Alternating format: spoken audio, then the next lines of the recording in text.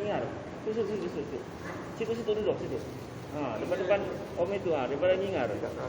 Nah, itu dia. Nah, ramai itu.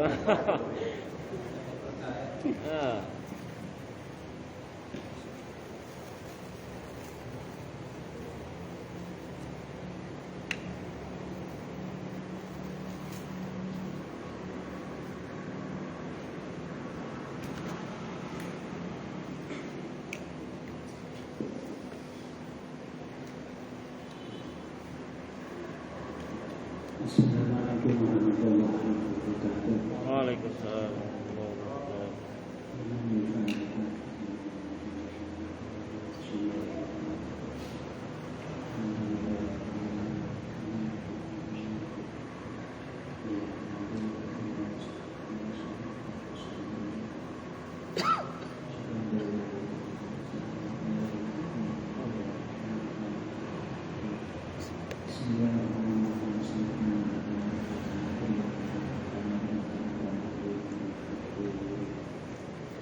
Bismillahirrahmanirrahim. Halaman 7 As-Salam wal Mashu.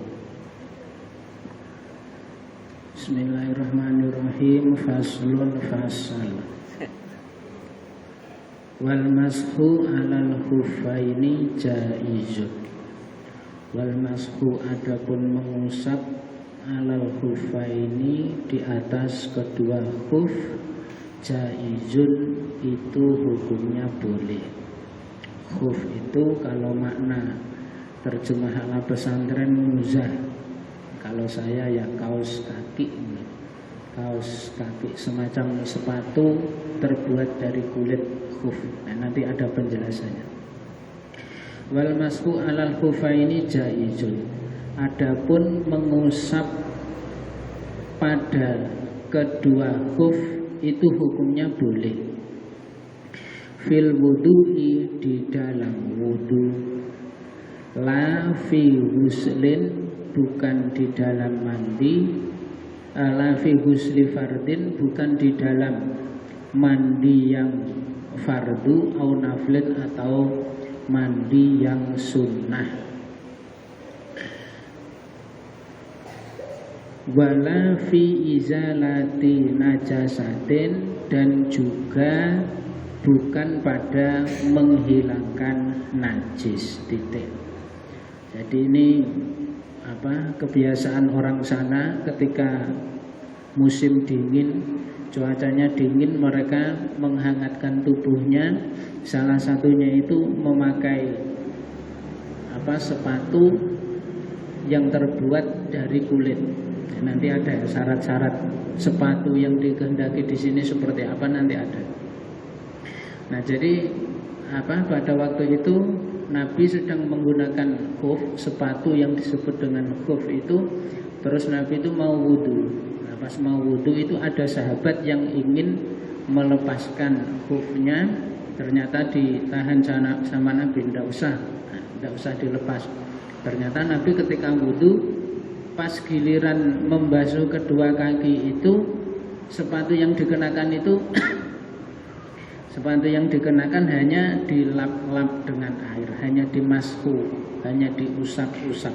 Jadi bukan sepatunya dilepas kemudian kedua kakinya itu dibasuh, tidak, tetapi sepatu yang digunakan itu diusap-usap dengan air, mashu. Kalau ghuslu itu mengalir, membasuh itu airnya sampai mengalir. Kalau mashu ini cukup, pokoknya ada air yang ada di situ, itu sudah disebut mashu, sudah cukup.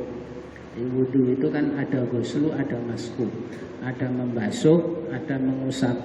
Membasuh muka, membasuh kedua tangan, membasuh kedua kaki. Nah, mengusap sebagian kepala, mengusap kedua telinga. Kalau mengusap itu airnya tidak sampai mengalir, kalau membasuh itu airnya sampai mengalir. Nah, ini kejadiannya pada wudu, hanya bisa terjadi pada wudu, tidak bisa dipraktekkan di dalam mandi, baik itu mandi wajib atau mandi sunnah, juga tidak bisa dipraktekkan dalam menghilangkan najis.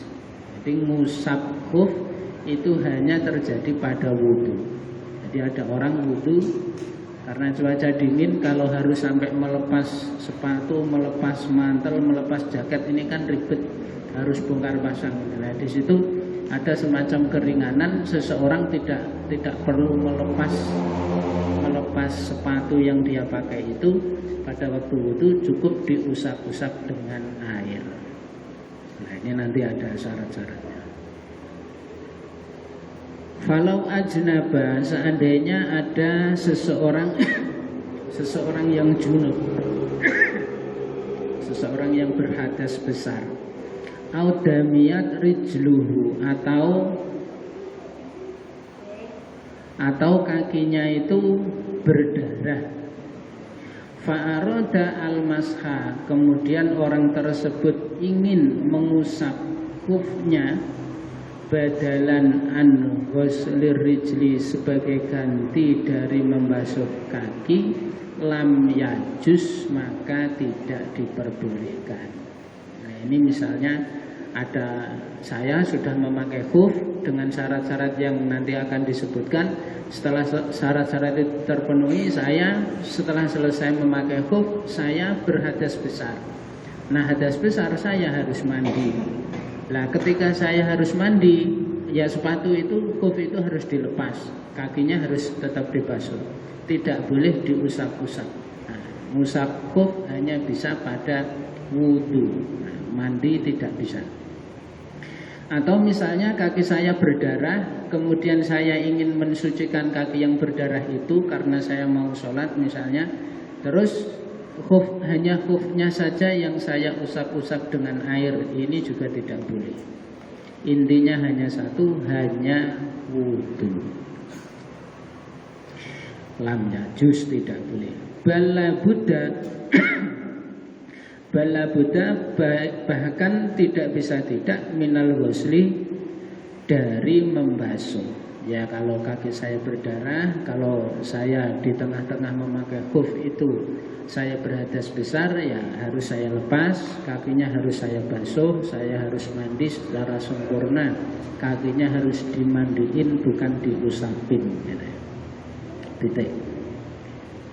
Wa as'aru qawluhu jaizun, kata-kata Kiai Musoneb berupa kalimat jaizun ini memberikan pertanda bahwa ana ghuslar rijla ini sesungguhnya membasuh kedua kaki afdolu minal mashi, itu lebih utama daripada mengusap khuf. Jadi yang di dalam kurung tadi kan faslun wal masu alal khuffaini jaizun. Nah, kata-kata jaizun itu loh sekarang diterangkan. Mengusap pada kedua khuf ini hukumnya jawaz, hukumnya boleh. Nah, kalau hukumnya boleh berarti kalau dia lebih utama kaki itu dibasuh. Sekalipun saya menggunakan khuf, yang lebih afdol nanti pada waktu wudu itu yang afdol khufnya dilepas, saya tetap membasuh kedua kaki.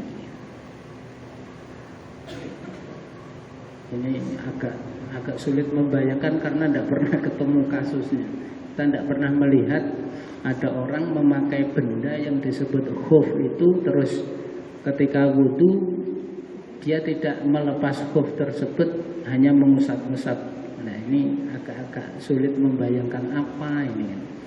Nah, ini dulu di pondok saya itu ada, di perpustakaan itu ada benda ditaruh di dalam lemari kaca, tulisannya itu khuf. Nah, kalau saya melihat sih lebih mirip seperti kaos kaki, tapi dia terbuat dari kulit. Nah, ada teman itu malah mengira itu dompet. Itu dompet apa kok sebegitu istimewanya ditaruh di dalam lemari kaca di perpustakaan pondok, dikiranya malah dompet. Karena ya seperti itu, seperti kaos kaki tapi terbuat dari kulit. Wa innama yajuzu mashul khuffaini, dan sesungguhnya diperbolehkannya mengusap kedua khuf, la ahaduhuma fakot, bukan hanya salah satunya saja. Ya, syaratnya ini boleh mengusap ya harus keduanya, bukan salah satunya saja. Illa ayakuna fakidal ukhra, ya kecuali kalau orang tersebut orang yang tidak memiliki salah satunya. Ya kalau orangnya kakinya satu, ya dia hanya memakai mengusap satu, ya yang diusap satu, khufnya satu.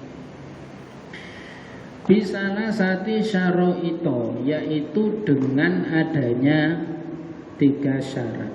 Ini syaratnya. Syarat seseorang itu ketika wudu tidak usah melepas khuf dan hanya mengusap-ngusap khufnya saja, ini ada 3 syarat. Ayat tadi'a ay asahsu, yang pertama seseorang memulai lubsahuma, memakai kedua khuf tadi, ba'da kamalit toharoti, setelah sempurnanya bersuci. Syarat yang pertama, kedua kaos kaki tadi, kedua khuf tadi dipakai setelah sempurna selesai bersucinya, ya setelah wudunya itu selesai.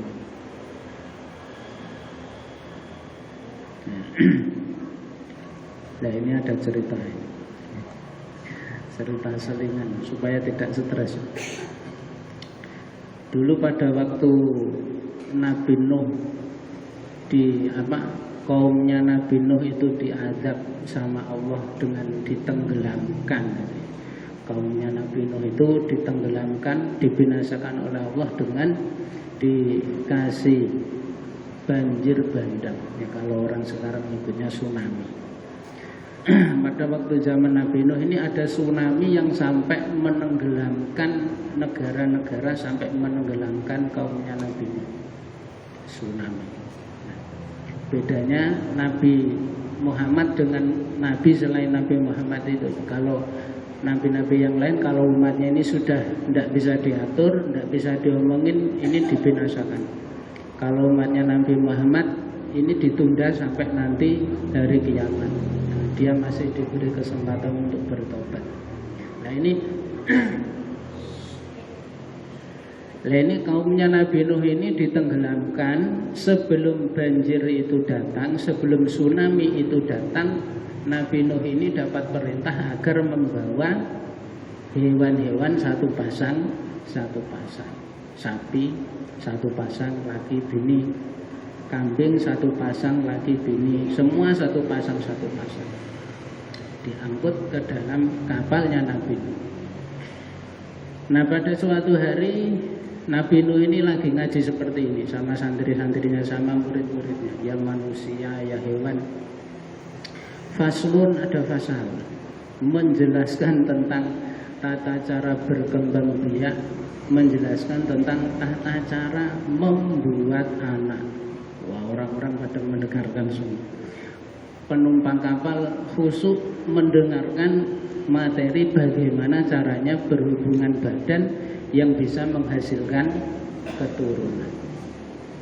Diterangkanlah sama Nabi Nuh dari proses pertama, kedua, ketiga. Pertama-tama naiklah ke atas pasanganmu, kedua dan seterusnya. Lah ini ada hewan ini ngomong sendiri, tidak mendengarkan. Nah seperti ini, ngomong sendiri, dia tidak mendengarkan. Waktu Nabi Nuh menceritakan bagaimana caranya membuat anak, dia mendengarkan. Pas giliran Nabi Nuh menceritakan bagaimana anak itu dilahirkan, dikasih makan, dibuatkan rumah dan lain sebagainya, dia ini tidak mendengarkan. Kadang mendengarkan, kadang ngomong sama temannya, kadang mendengarkan, kadang ngomong sama temannya. Lah itu hewan apa itu? Itu hewan bebek. Makanya bebek itu tidak bisa mengerami telurnya. Karena dulu waktu zaman Nabi Nuh dia tidak mendengarkan. Setelah kamu bertelur, rami telurmu sampai 3 bulan, sampai 5 bulan. Nanti anakmu menetas, kasih makan. Dia itu tidak mendengarkan. Dia hanya mendengarkan bagaimana caranya membuat anak. Akhirnya dia gagal paham. Dia hanya bisa kawin tidak bisa menetaskan anaknya. Itu sejarahnya seperti itu. Karena dia kadang ngomong, kadang mendengarkan, kadang ngomong, kadang mendengarkan. Nah, asal usul bebek tidak bisa mengerami, tidak bisa menetaskan telurnya. Dia tidak tahu kalau di dalam telur itu ada anaknya. Bebek itu setelah bertelur ditinggal, jalan dia. Kalau hewan lain enggak, dia buat sarang, buat apa, setelah bertelur, telurnya itu dikumpulkan, dierami sampai menetas. Hewan-hewan yang lain itu tahu, cuma bebek yang tidak tahu karena dulu tidak mendengarkan keterangannya Nabi Nuh secara tuntas.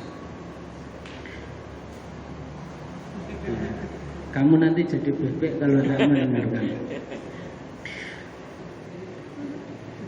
Nah, setelah hewan-hewan itu mendengarkan caranya membuat anak tadi, lah Nabi Nuh juga berpesan bahwa di kapal ini tidak ada satupun makhluk yang boleh berhubungan badan. Kalau nanti makhluk-makhluk ini berhubungan badan, semuanya akan punya anak.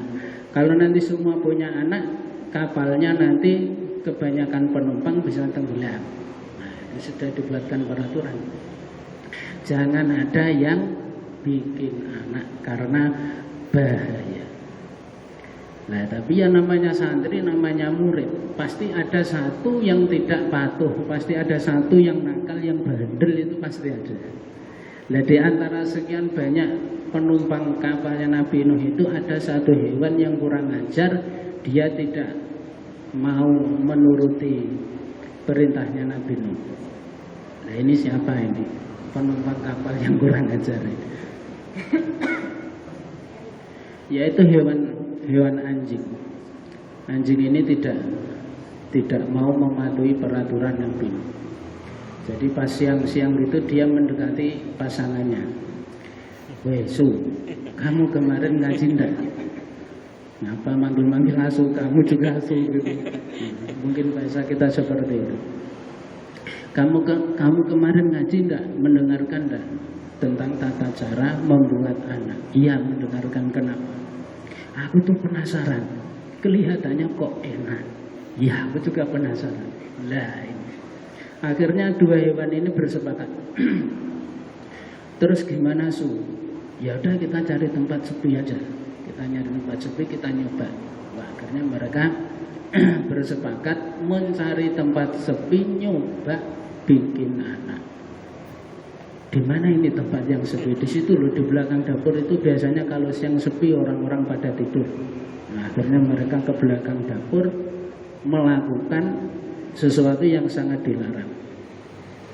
Akhirnya mereka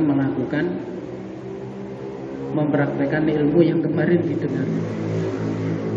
Lah karena mereka itu keenaan, akhirnya lama dienak-enakin. Makanya anjing itu sampai sekarang kalau kawin lama. Katanya kalau ada anjing kawin di pinggir jalan itu biar diterpa oto ndak lepas katanya. Karena saking dulu dienak-enakin. Nah, dienak-enakin. Akhirnya ketagihan, nyoba lagi. Akhirnya setelah periode-periode berikutnya mereka udah tidak mempertimbangkan lagi ini aman apa enggak. Pokoknya asal pengen langsung ke belakang dapur. Pas waktu itu dia lagi enak-enaknya, ada kucing lewat. Kucing itu mendengar gelodak itu suara apa di belakang dapur. Siang-siang waktunya orang istirahat ini kok gelodak ada apa. Diintiplah sama kucing itu, ternyata ada anjing yang lagi melakukan itu. Lah ditegur sama kucing, oh celaka kamu Su, aku laporkan Nabi Nuh disembelih kamu. Ini tidak boleh kamu melakukan itu. Nah, jangan begitu, kita akan teman, oh tidak bisa, saya laporkan. Dilaporkanlah anjing itu sama Nabi Nuh. Setelah dilaporkan, kata Nabi Nuh, awas kalau diulangi sekali lagi saya lempar kamu ke laut. Rupanya si kucing ini setiap hari terbayang-bayang, aku kemarin melihat anjing itu kayaknya kok enak ya. Dia nyari pasangannya dirayung. Wecing, kamu kemarin dulu itu ngaji ndak bab masalah ini. Iya ngaji, kenapa? Aku tuh penasaran. Yuk kita nyoba. Oh ndak boleh, ndak uang. Nanti bahaya kita dilempar ke laut zaman Nabi. Wah, akhirnya mereka berkelahi. Si betinanya itu ndak mau diajak begituan. Akhirnya berkelahi, akhirnya kena juga. Namanya perempuan kalah tenaga, akhirnya kena juga. Hanya sampai sekarang Gojen itu kalau mau kawin berkelahi dulu deh. Karena dulu ndak mau, waktu diajak pertama itu ndak. Wah, pas mereka lagi enak-enaknya main, anjing lewat. Nah, ini ada apa ini? Siang-siang di belakang dapur ada geledak. Didatangi sama anjing, walah cing ternyata kamu cuma pandai melaporkan, kamu sendiri juga melakukan. Akhirnya berkelahi. Sampai sekarang kalau ada kucing ketemu anjing pasti mereka berkelahi. Itu sejarahnya dari kapalnya Nabi Nuh. Mereka akhirnya disidang sama Nabi Nuh, diperingatkan dengan peringatan keras, jangan diulangi lagi, pikirkan keselamatan kita semua. Awas kalau ada yang mengulangi, saya lempar ke laut. Nah, waktu mereka disidang itu kan semua hewan-hewan itu melihat. Akhirnya sekarang semua hewan-hewan ini penasaran. Loh, 2 hewan itu kok nyoba ya? Ya kenapa aku tidak nyoba? Nah, akhirnya semua nyoba. Berawal dari penasaran karena melihat ada anjing dan kucing disidang sama Nabi.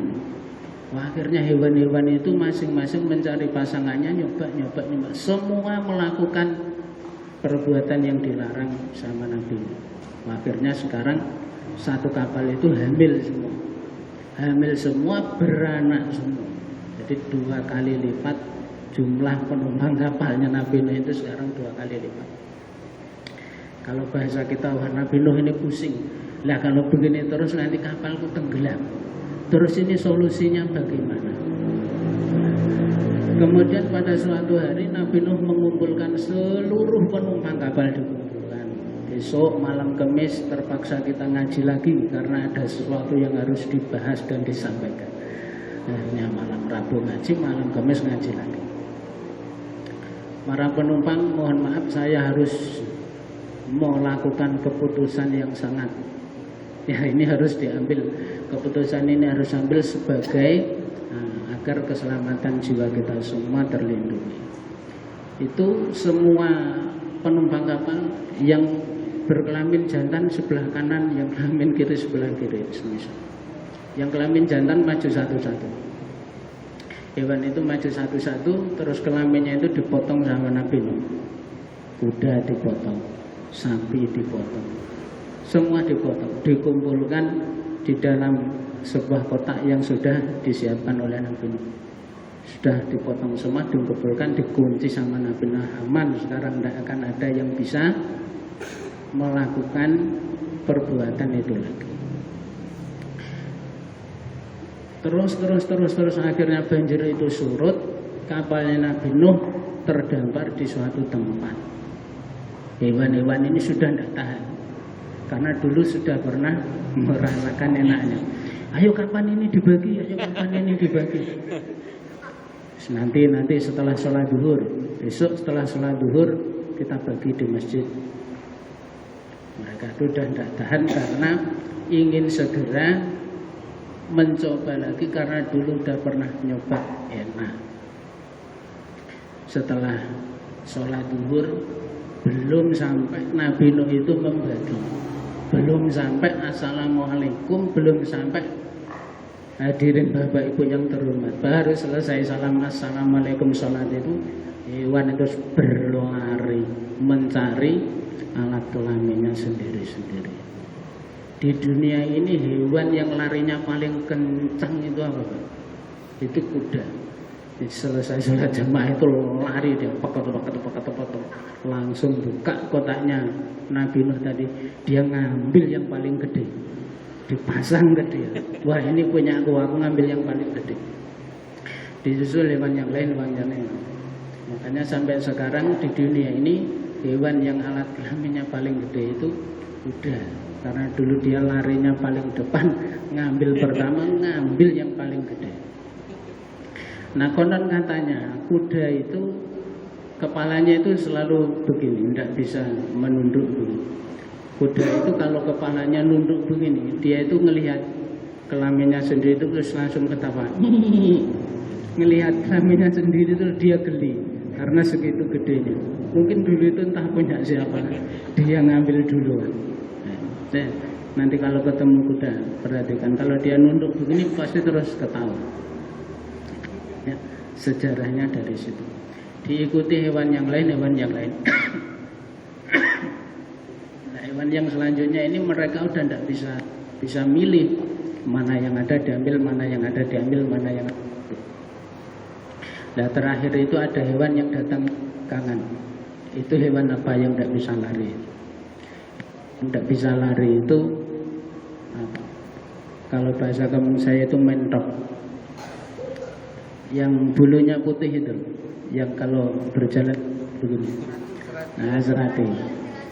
Nah, dia sampai di depannya Nabi Nuh itu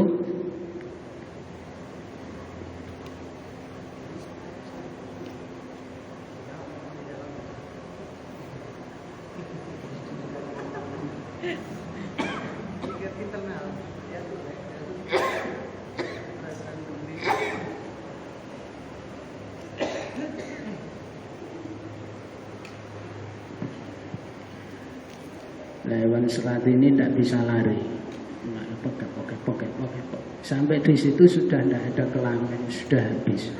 Ada tersisa satu, itu bentuknya udah seperti itu, bekas ditarik sana, ditarik sini, tarik sana. Waduh, sudah habis, adanya cuma ini, ya sudah diambil, dipasang. Nah, sampai sekarang alat kelaminnya serat itu seperti itu, seperti usus. Pernah ngelihat kelaminnya serat itu dulu sisa dari hewan-hewan yang berebut. Nah, pulang dari situ, hewan-hewan ini sudah punya kelamin sendiri-sendiri, pulangkan jalan ke rumahnya masing-masing. Ada yang ketemu ayam di tengah jalan. Yang kamu itu kerjanya nyari makan aja. Lah kamu ndak ngambil kelamin kamu tuh. Wah, ya saya lupa. Ya saya ambil di masjid. Lari dia ke masjid, udah habis, ndak ada apa-apa.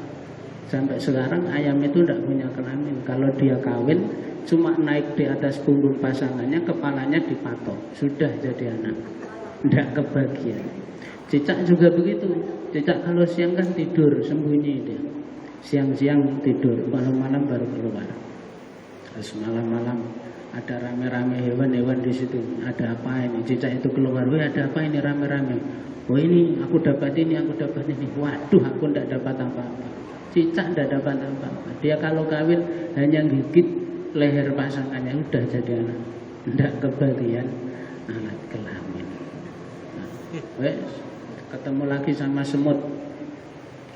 Mut, kamu kok nyari makan aja lah, kamu tidak ngambil kelamin. Wah, ya lupa aku. Di mana? Ya di sana tadi masjid. Pergi dia ke masjid sama teman-temannya, sudah tidak ada apa-apa. Sampai sekarang semut itu masih nyari kelaminnya. Ketemu benda warna putih dibawa ke lubangnya, ketemu benda warna merah dibawa ke lubang, dikira itu kelaminnya. Kalau ketemu temannya itu cek, itu bisik-bisik, udah ketemu belum, yuk nyari ke sana, ayo. Nah, katanya itu sejarahnya bermula dari kapalnya Nabi Nuh. Dia tidak kebagian kelamin karena nyari makan. Asal usul bebek tidak bisa bertelur gara-gara tidak mendengarkan pengajiannya Nabi Nuh. Nah, kembali ke laptop.